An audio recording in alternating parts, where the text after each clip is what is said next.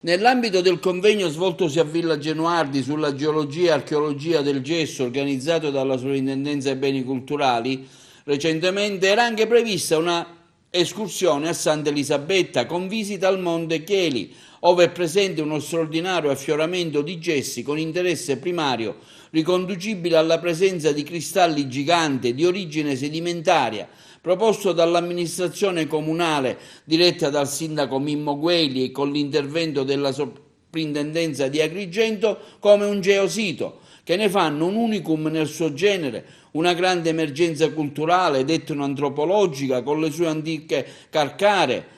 La visita ha destato molta curiosità e interesse, ha visto la presenza di esperti e studiosi provenienti da vari paesi europei, della penisola e siciliani al fine di ammirarne la sua bellezza e rarità. Siamo a Santa Elisabetta, Rupe Cheli, Monte Cheli, tappa finale della 3 giorni del convegno organizzato dalla Soprintendenza di Agrigento con l'Università di Modena. Assieme a noi il dirigente della sezione archeologica, il dottor Nocera, la dottoressa Gulli e Stefano Lugli, professore dell'università, che hanno veramente caldeggiato questa iniziativa di costituire questo luogo come tappa essenziale di questa 3 giorni straordinaria attorno alla geologia e alle archeologie.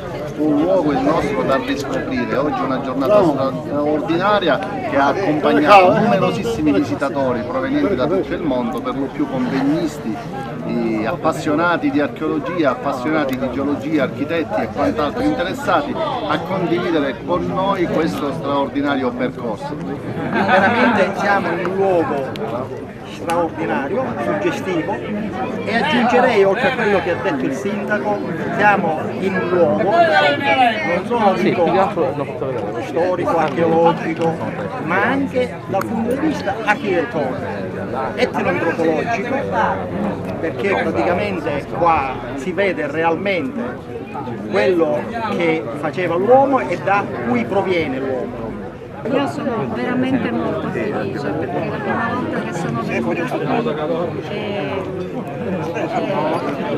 il luogo non era così ospitale. Adesso con l'entusiastica collaborazione della cittadinanza, con un fantastico sindaco, ecco, questo luogo veramente ripreso vita e questo è un punto di partenza e non ci fermiamo. Grazie, vi aspettiamo, a presto, dai. Ciao!